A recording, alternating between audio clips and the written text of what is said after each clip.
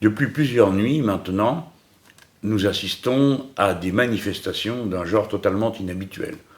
Ce sont des policiers, parfois cagoulés, ce qui est assez surprenant, qui expriment une colère qui n'a rien de feinte, dont on sent qu'elle est ancrée en profondeur. En voyant ça, je me suis dit qu'il n'était pas possible qu'on regarde ailleurs ou qu'on fasse comme si tout ça était de l'ordre habituel des événements dans notre pays. Ce n'est pas vrai. C'est quelque chose d'absolument inouï. Il s'agit d'un corps de fonctionnaires qui incarne le maintien de l'ordre public, celui qui est décidé par les lois. Et on les voit eux-mêmes manifester sans autorisation une nuit d'état d'urgence, des nuits dans lesquelles nous sommes toujours sous l'état d'urgence. Je suis absolument certain qu'ils savent exactement ce qu'ils font. Et s'ils le font, c'est donc que leur ras-le-bol a atteint la limite à partir de laquelle tout est emporté. Ce n'est pas la seule corporation essentielle à la vie quotidienne qui craque. On peut dire que dans les personnels de santé, les gens ont déjà franchi la limite au-delà de laquelle tout est possible, parce qu'ils sont en état d'épuisement complet. Mais c'est vrai dans bien d'autres métiers. Je prends cet exemple, je pourrais prendre celui des enseignants, ce n'est pas par hasard.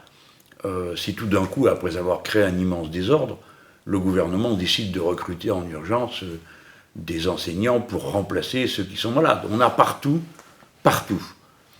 détruit l'État, miné toute l'estime publique et le consentement à l'autorité.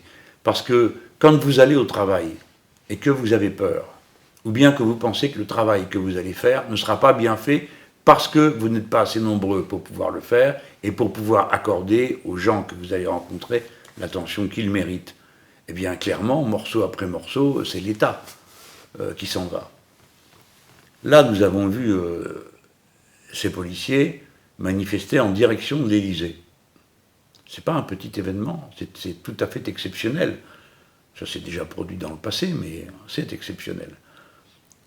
Et voyez comment l'incurie gouvernementale aboutit à ce résultat.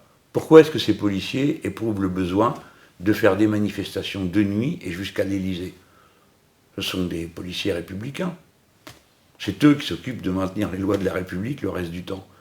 S'ils le font, c'est parce que, comme beaucoup d'autres, ils ont le sentiment que plus personne ne les écoute. Dès lors, l'État n'est plus respecté quand il n'est plus respectable.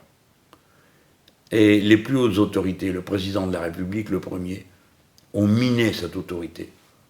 Comment voulez-vous qu'on prenne au sérieux quelqu'un qui s'épanche pendant des pages et des pages d'un livre dans lesquels il raconte tout ce qu'il ne devrait pas raconter comme chef d'État et où il montre des décisions inacceptables dans notre droit? Comment voulez-vous qu'on prenne au sérieux un État dirigé par des gens qui sont capables d'installer dans toutes les forces armées des logiciels d'emploi du matériel militaire qui est placé sous le contrôle d'un État étranger? Et ainsi de suite. Si bien que d'une façon ou d'une autre, on a l'impression que notre société s'approche de ce point que j'avais décrit dans le passé en disant ça s'appelle le point qu'ils s'en aillent tous, c'est-à-dire un ras-le-bol généralisé contre toute autorité. Je ne suis pas d'accord pour qu'on dise que ces manifestations seraient manipulées, voire dirigées par un parti d'extrême droite. Peut-être qu'il y a en effet des membres de partis d'extrême droite parmi les policiers, mais il y en a aussi qui sont membres d'autres partis et qui participent à ces manifestations. Ce n'est pas l'étiquette de parti qui compte. Et je ne suis pas d'accord pour que, en s'exprimant de cette manière, on ait l'air de leur dire « votre colère ne peut pas être entendue par des gens comme nous ». Moi, je suis un homme qui vient de la gauche, je suis profondément républicain et j'entends ce que disent les policiers. J'ai déjà dit dans le passé, sans fioriture, ce que je pensais, du fait que certaines formes d'usage de la force étaient totalement disproportionnées. Et j'ai toujours dit que la responsabilité en venait à ceux qui donnent les ordres, pas à ceux qui les exécutent. Et de la même manière, j'ai toujours montré la plus extrême distance avec tous ceux qui se livraient à des violences à l'égard des policiers. Je l'ai toujours dit. Je pense que c'est absurde que nous n'avons rien à gagner à une atmosphère pareille. Mais aujourd'hui, on a affaire à autre chose. Des policiers ont été attaqués et grièvement blessés par des gens qui délibérément ont voulu les assassiner. C'est intolérable. C'est intolérable. Et je demande qu'on ne se trompe pas sur le sens des actes de ces agresseurs. Il ne faut pas assimiler ça à je ne sais quoi de la vie des quartiers. Ce sont des bandits. C'est le crime organisé qui a attaqué cette voiture de police. Et par conséquent, la répression la plus ferme et la plus déterminée s'impose pour débarrasser les malheureuses personnes qui habitent dans un quartier soumis à l'autorité de telle bande. Et puis enfin, avez-vous réalisé l'absurdité de la situation? Voilà 2 policiers dans une voiture qui se sont postés à un endroit. Pour quoi faire? Pour protéger une caméra de vidéosurveillance. Mais c'est un cauchemar, cette histoire. Donc on met une caméra pour surveiller, et des policiers pour surveiller la caméra qui surveille. On nage dans l'absurdité. Comment des ordres aussi stupides ont-ils pu être donnés? Qui décide d'un tel usage des personnes humaines que sont des policiers? Je ne parle pas seulement de la conclusion terrible de cette situation, puisqu'ils sont très grièvement blessés, mais simplement de l'ordre qui est donné. Quel genre de travail est-ce pour un policier que d'aller surveiller une caméra qui surveille? Comment quelqu'un peut-il être bien dans sa peau à exercer une activité pareille? Par conséquent, je crois que beaucoup de dégâts sont faits maintenant.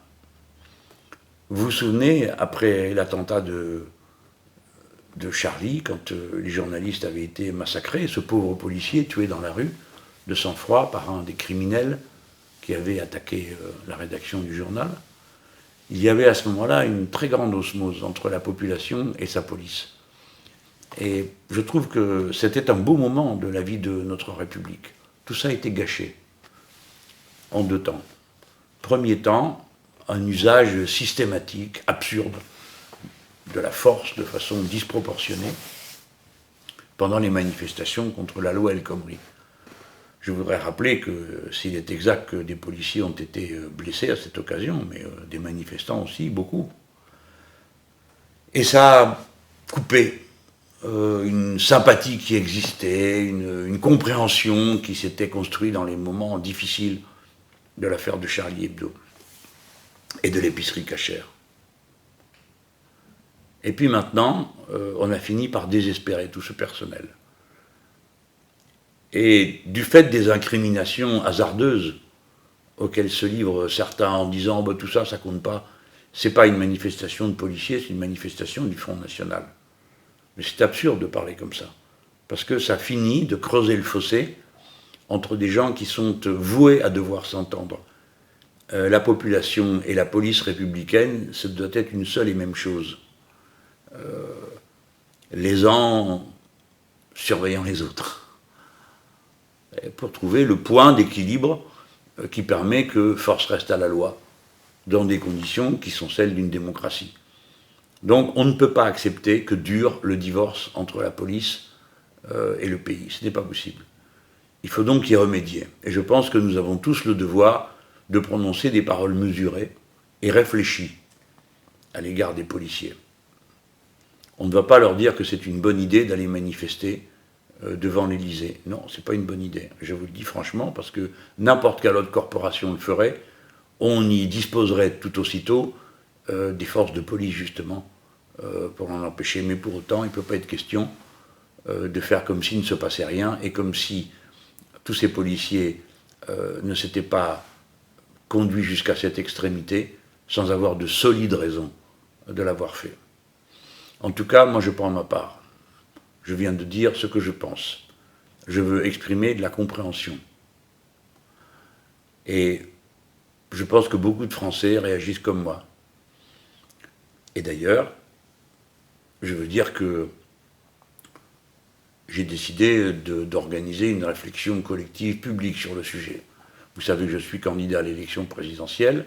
Dans le programme L'Avenir en commun, qui est dorénavant celui de la France insoumise que je représente, il y a un chapitre sur la sécurité. Et le 10 novembre prochain, j'organise une journée de réflexion sur le thème qui est destinée à préparer l'édition d'un livret sur ce thème précis de la sécurité et de l'usage de la police républicaine dans notre pays. Voilà. J'aurais pu aussi bien rester chez moi et ne pas vous parler de tout ça et de faire comme beaucoup qui attendent que ça se passe. Je ne suis pas d'accord. C'est une circonstance importante et grave que celle que nous sommes en train de vivre. Ce n'est pas rien ce que nous voyons.